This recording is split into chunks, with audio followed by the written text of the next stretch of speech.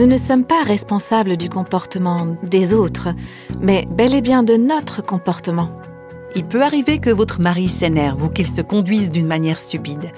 Ça peut arriver que votre patron se fâche facilement ou qu'il soit jamais content. Il peut arriver aussi que vos enfants fassent de grosses bêtises. Ils feront de grosses bêtises, c'est sûr. Mais ça ne veut pas dire que vous devez agir en insensé dans les moments de crise. Voici le podcast Réveille nos cœurs. Quand un conjoint prend une mauvaise décision, une décision qui risque de mettre des vies en danger, que doit faire l'autre conjoint? Nous sommes au beau milieu de l'étude d'une femme de l'Ancien Testament qui s'est justement trouvée dans cette situation. Aujourd'hui, nous allons voir comment elle a choisi d'agir. Voici le 3e épisode de la série Abigail, comment vivre avec les gens difficiles. Dans cette série, on parle de la meilleure façon de gérer les personnes difficiles de notre entourage. Peut-être que ça vous fait penser à quelqu'un en particulier. Alors, si vous avez manqué le début de cette série, je vous invite à lire le premier livre de Samuel au chapitre 25 pour découvrir l'histoire d'un homme insensé qui s'appelle Nabal, une histoire qu'on étudie ensemble. Son nom même, Nabal, signifie insensé, et Nabal se comportait exactement comme son nom l'indique. On a aussi parlé de Abigail, son épouse, qui était une femme sage, pleine de bon sens. Et il y a un 3e personnage dans cette histoire, c'est David, le futur roi d'Israël. À ce moment-là, il n'était pas encore roi, c'était un fugitif qui se cachait du roi Saül qui le poursuivait dans le désert. Nabal a profondément offensé David qui a décidé de lui faire la guerre et de détruire toute sa famille.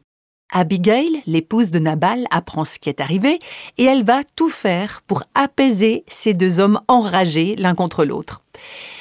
Abigail est donc l'épouse de cet homme colérique et tout à coup elle est mise au courant de ce conflit entre son mari et David. À ce moment de notre histoire, les deux hommes se conduisent comme des insensés, mais Abigail, elle réagit différemment. Et pour moi, son exemple me rappelle que ce n'est pas parce qu'on vit avec une personne insensée qu'on doit obligatoirement se conduire comme ça, se conduire en insensé. Il peut arriver que votre mari s'énerve ou qu'il se conduise d'une manière stupide. Ça peut arriver que votre patron se fâche facilement ou qu'il soit jamais content. Il peut arriver aussi que vos enfants fassent de grosses bêtises. Ils feront de grosses bêtises, c'est sûr. Mais ça ne veut pas dire que vous devez agir en insensé dans les moments de crise. Le comportement et la réaction d'Abigail révèlent un cœur qui a du discernement et de la sagesse. J'aimerais attirer votre attention sur les 2 choses qu'elle ne fait pas. Le serviteur de Nabal vient la voir pour lui dire qu'elle doit intervenir. Il lui dit « David a décidé de faire la guerre à Nabal. Nabal a agi comme un insensé et il y a un désastre qui se prépare. » La première chose, c'est que cette femme ne tremble pas de peur, ni devant Nabal, ni devant David. Elle ne se cache pas sous le lit en disant « Oh là là là, j'ai peur, je ne sais pas ce qu'il faut faire. » Non, rien ne montre qu'elle a peur. Et pour ma part, je crois qu'elle avait certainement peur, mais elle n'a pas laissé cette peur l'empêcher d'agir comme il fallait. Elle n'a pas laissé la peur la dominer. Et l'autre chose qu'elle ne fait pas, c'est de rester chez elle sans rien faire. Abigail n'est pas passive dans cette situation, elle entre en action. Et là, j'aimerais être très claire avec vous. Si vous êtes dans une situation où il y a de la violence physique, Dieu ne vous demande pas de rester sans rien faire. Et si vous voulez nous faire part de votre situation, vous pouvez nous contacter sur les réseaux sociaux, sur Facebook ou sur notre site internet réveilnoscoeurs.com. On peut vous écouter, on peut prier avec vous. Et puis, vous pouvez aussi vous confier à vos responsables spirituels ou à des chrétiens dans votre entourage, des personnes qui sont mûres, qui sont sages. Vous pouvez aussi vous renseigner sur des numéros d'écoute téléphonique et les structures d'accueil spécifiques dans votre pays. Mais par-dessus tout, recherchez la sagesse de Dieu pour qu'il vous conduise et qu'il vous montre comment agir pour protéger au mieux votre famille et vous protéger vous-même aussi. Mais pour en revenir à Abigail, on voit dans son histoire que même si sa vie n'est pas encore menacée, Abigail décide d'agir. Elle n'est pas passive. Et qu'est-ce qu'elle fait? Tout d'abord, elle écoute l'avertissement de son serviteur. Contrairement à son mari qui ne voulait écouter personne, elle écoute. Et puis elle agit. Elle intervient avec rapidité, sagesse, avec calme et fermeté. On va lire ça au verset 18. Abigail prit aussitôt 200 pains, 2 outres de vin, 5 pièces de bétail à prêter, 5 mesures de grains rôtis, 100 portions de raisins secs et 200 gâteaux de figues sèches. Elle les chargea sur des ânes. Abigail n'a pas perdu de temps. C'est une femme qui garde son sang-froid dans les situations urgentes. Pour moi, elle a l'air d'être très organisée. Elle sait où sont rangées les choses, elle sait où trouver ce dont elle a besoin. On continue au verset 19. « Et elle dit à ses serviteurs, « Passez devant moi, je vais vous suivre. » Elle ne dit rien à Nabal, son mari. Cette femme savait ce qu'il fallait faire pour apaiser cette situation critique. Vous savez, une femme qui marche avec Dieu, en temps de crise, elle sera prête à agir correctement. Il ne faut pas vous imaginer qu'en pleine crise, vous aurez le temps de suivre une formation express « Comment devenir Madame Sagesse en une seule nuit ?» Non, si avant, vous n'avez pas appris à agir avec sagesse, quand une situation de crise arrivera, vous serez prise au dépourvu et vous ne saurez pas ce qu'il faut faire. Mais cette femme-là, elle savait quand il fallait parler et quand il fallait se taire. Et dans cette situation, on apprend qu'elle ne dit rien à Nabal. Elle savait qu'à ce moment-là, l'état d'esprit de son mari ne lui aurait pas permis d'écouter sa femme. Donc, d'une façon très sage, elle s'est retenue de lui dire quoi que ce soit. Elle savait que ça ne ferait que l'énerver davantage. Par contre, elle s'est mise en route pour aller parler à David. Elle savait quand il fallait parler et à qui elle devait parler. Elle savait que David aimait Dieu.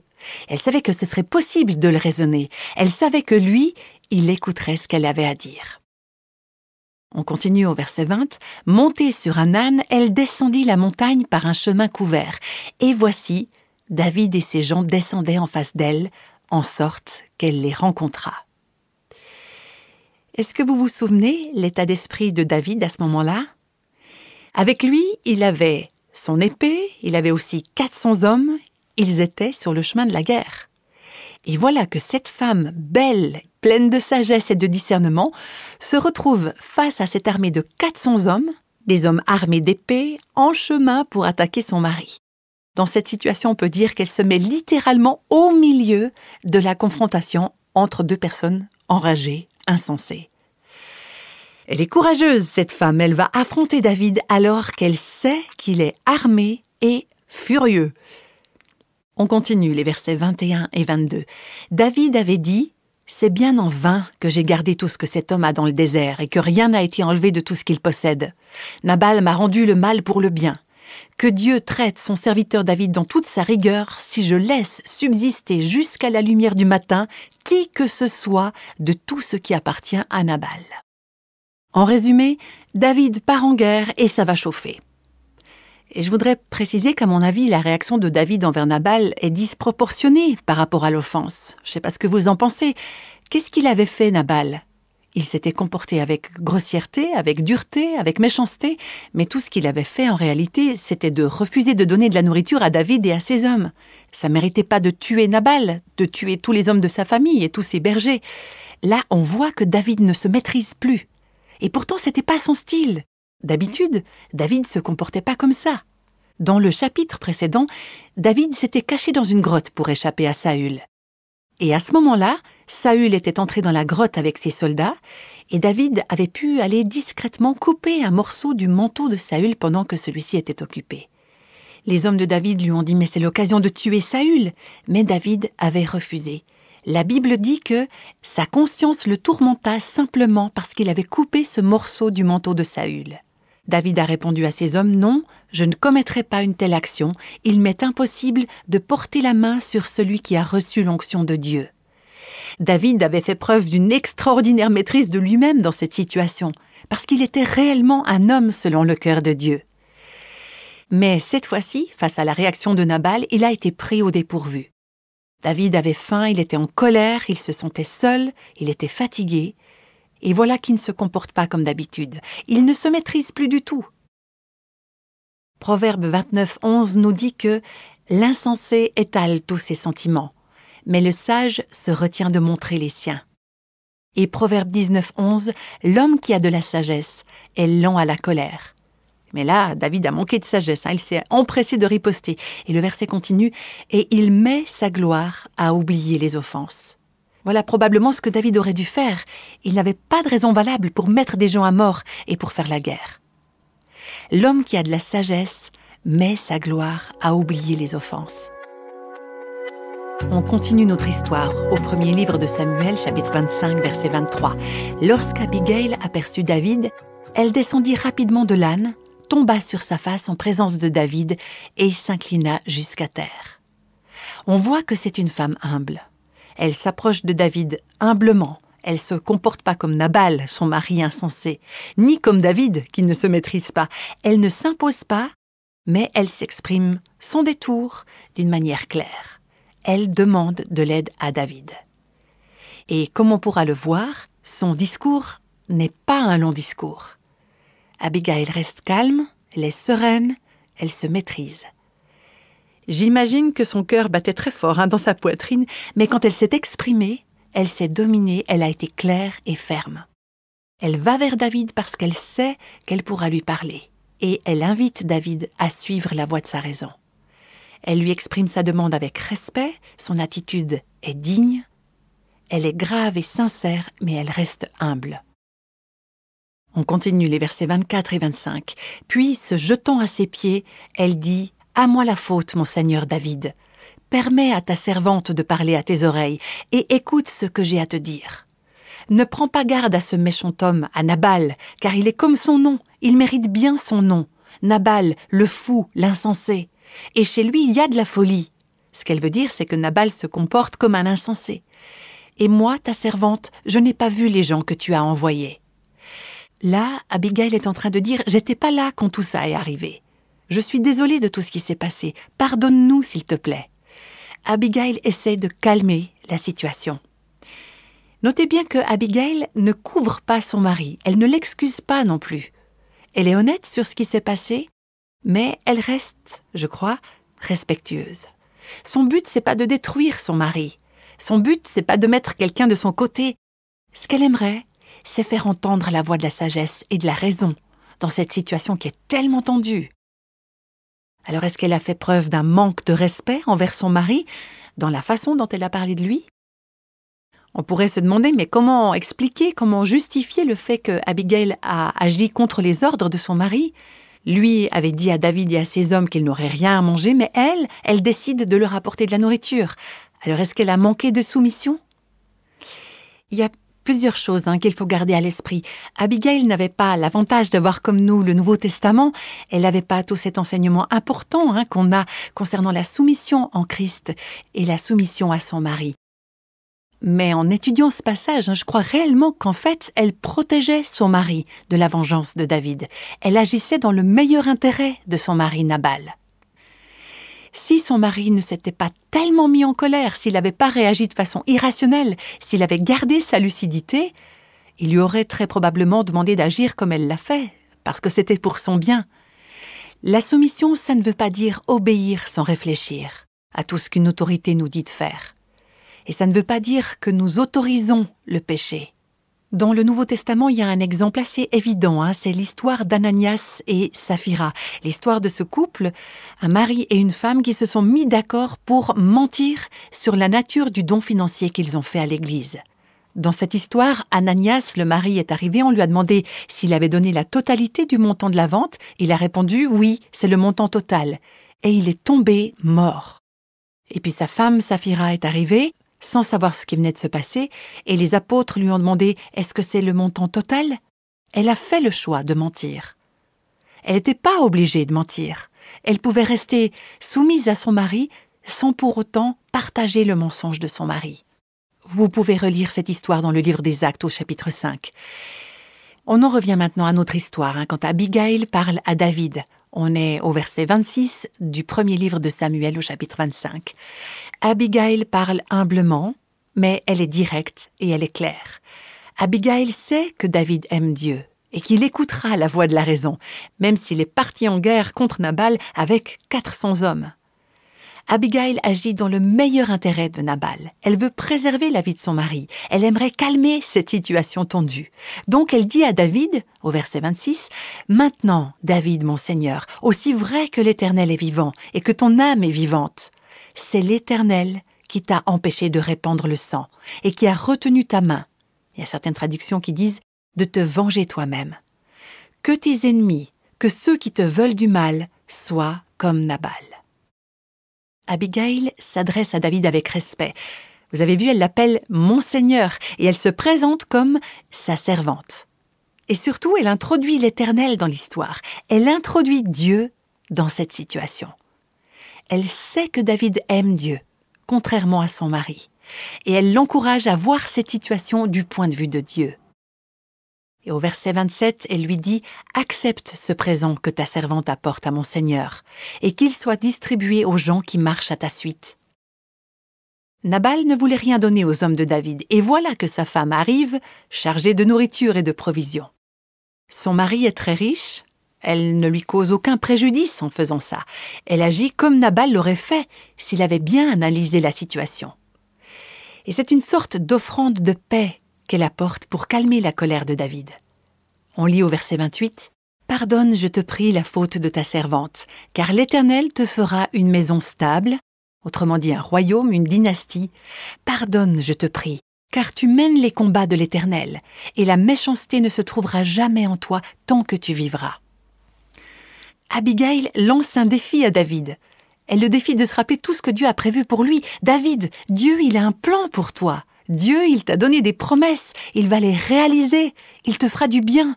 Tu peux surmonter le mal que Nabal t'a causé. T'as pas besoin de te venger, t'as pas besoin de te faire justice toi-même. » Le défi que Abigail lance à David, c'est de ne pas répondre au mal par le mal. Elle valorise la participation de David au combat de Dieu. Elle lui dit « David, Dieu t'a donné beaucoup de combats importants à mener, alors n'en cherche pas d'autres. » Et puis au verset 29, elle rappelle à David que Dieu protège ceux qui lui appartiennent et qu'il prend soin d'eux. Elle rappelle à David le destin et le jugement qui attendent ceux qui s'opposent à Dieu et à ses serviteurs. Et ce sont deux thèmes qui se retrouvent non seulement au verset 29, mais qui se retrouvent dans toute la parole de Dieu. Quand vous rencontrez un problème difficile ou que vous vous retrouvez au milieu d'un conflit, c'est ces deux notions qui vous permettront de voir la situation avec une perspective différente. Et n'oubliez pas qu'au bout du compte, Dieu récompense ceux qui lui sont fidèles et Dieu juge ceux qui lui résistent. Et à la fin, il va les anéantir. On ne voit pas toujours le résultat à court terme, mais on le voit toujours dans le long terme. On va continuer au verset 29. Vous allez voir, c'est un verset très riche.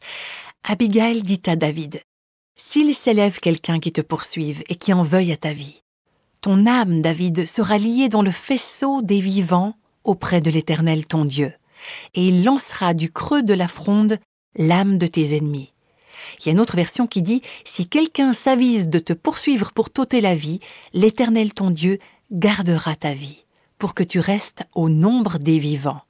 Mais il jettera la vie de tes ennemis au loin, comme avec une fronde. » On va creuser un peu plus ce verset, tellement il est riche d'enseignements.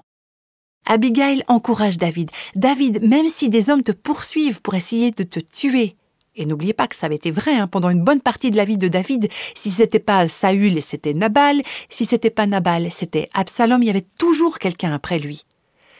Peu importe qui essaye de te tuer, David, peu importe qui te poursuit, ta vie est en sécurité et tu es sous la protection de Dieu. » Et Abigail continue, « Ton âme, mon Seigneur David, ta vie sera liée dans le faisceau des vivants auprès de l'Éternel ton Dieu. » Dans une autre version, « Ta vie sera gardée précieusement auprès du Seigneur ton Dieu. » Il y a d'autres versions qui traduisent littéralement cette expression un peu étrange, liée dans le faisceau des vivants, par « ensaché dans le sachet des vivants ». Et c'est une allusion au fait qu'à cette époque, on avait l'habitude d'emmener avec soi ces biens précieux ou indispensables, enveloppés dans un ballot afin de les garder en sûreté. Et Abigail dit à David, « Ta vie, David, sera gardée précieusement auprès du Seigneur ton Dieu. » Est-ce que vous réalisez que si vous êtes un enfant, si vous êtes une enfant de Dieu, ce verset décrit exactement votre position en Christ. Votre vie, elle est enveloppée par la protection du Seigneur votre Dieu. Il vous a mis dans un lieu spécial. Il vous a précieusement enveloppé. Vous êtes en Christ. Vous êtes en sécurité si vous êtes en Christ. Votre vie est sous la protection divine. Et ce thème, on le retrouve dans d'autres versets de la Bible, comme ce passage bien connu dans le psaume 91, les premiers versets. « Celui qui demeure sous l'abri du Très-Haut repose à l'ombre du Tout-Puissant. Je dis à l'Éternel, mon refuge et ma forteresse, mon Dieu en qui je me confie. Il te couvrira de ses plumes, et sous ses ailes tu trouveras un refuge. » Moi, je crois que Abigail était une femme qui savait ce que c'était de vivre avec un conjoint difficile.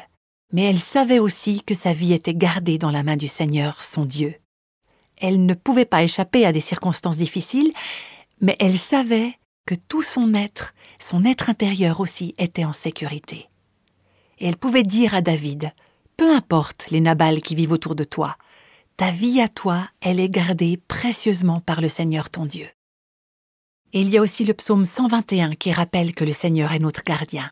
Selon un commentaire biblique, il semblerait que le titre hébreu de ce psaume fait référence à cette histoire d'Abigail, de Nabal et de David.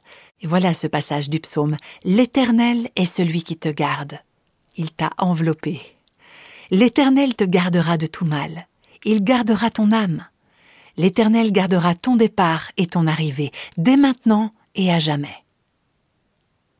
Alors voilà le défi que je vous lance aujourd'hui. Laissez le Seigneur vous mettre à l'abri sous sa protection.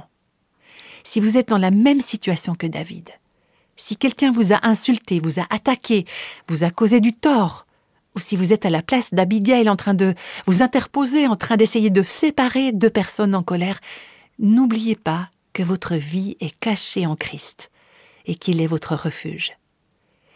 Si vous êtes enfant de Dieu, rien ne peut vous atteindre sans sa permission, en dehors de sa volonté pour votre vie.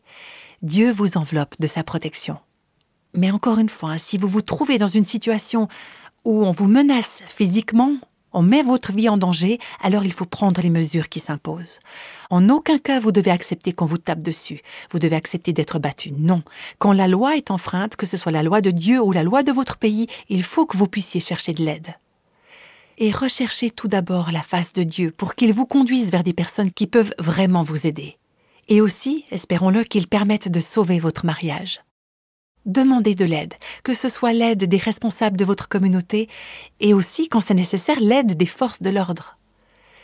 Mais dans votre cœur, vous pouvez avoir la certitude que vous êtes en sécurité avec Dieu.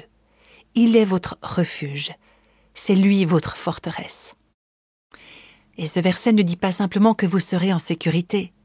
À la fin du verset 29, Abigail dit à David « Mais Dieu jettera la vie de tes ennemis au loin comme avec une fronde. » Elle rappelle à David de ne pas oublier que les ennemis de Dieu seront jugés. Dieu se charge des Nabals de ce monde.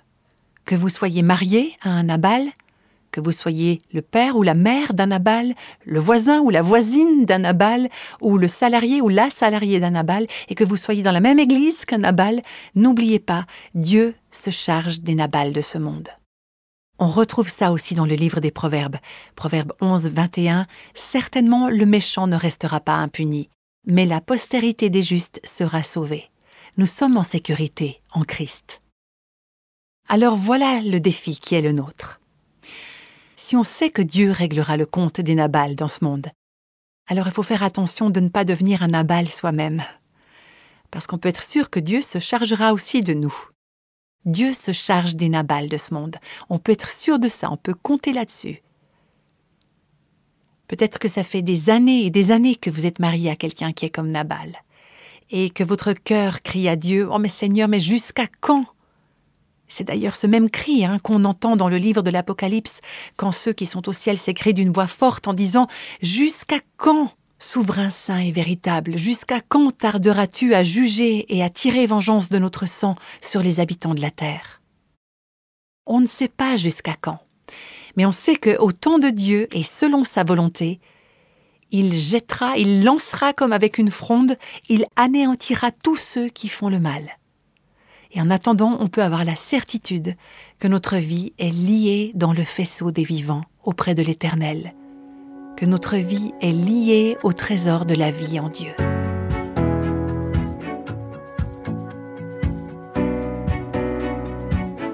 Peut-être avez-vous l'impression de vivre avec un Nabal? Alors vous pourrez certainement apprendre quelque chose au travers de la vie d'Abigail pour savoir comment rester fidèle envers une personne difficile, comment apporter la paix par vos paroles. Comme nous l'avons déjà dit plus tôt dans cette série et nous l'avons encore entendu aujourd'hui, rester fidèle et s'en remettre à Dieu ne veut pas dire que vous devez rester passif si vous ou votre famille vous trouvez dans une situation dangereuse ou illégale. Dans un tel cas, il vous faut rechercher de l'aide auprès de conseillers sages et fidèles à Dieu et, s'il le faut, faire appel aux autorités. Notre équipe a écrit une étude biblique pour vous aider à approfondir l'histoire d'Abigail. Vous y serez guidés dans l'étude des Écritures et dans la mise en pratique de ce qu'enseigne la parole de Dieu. Vous la trouverez sur notre site réveilnoscoeurs.com. La prochaine fois, nous verrons comment garder une attitude constructive quand il faut dire des choses difficiles. Quand vous avez un cœur rempli d'amour, vous pouvez dire beaucoup de choses et avoir un bien meilleur résultat que si vous faites preuve d'un esprit de division, de domination et de contrôle. Nous nous réjouissons de vous retrouver pour le prochain podcast et en attendant, nous vous disons au revoir.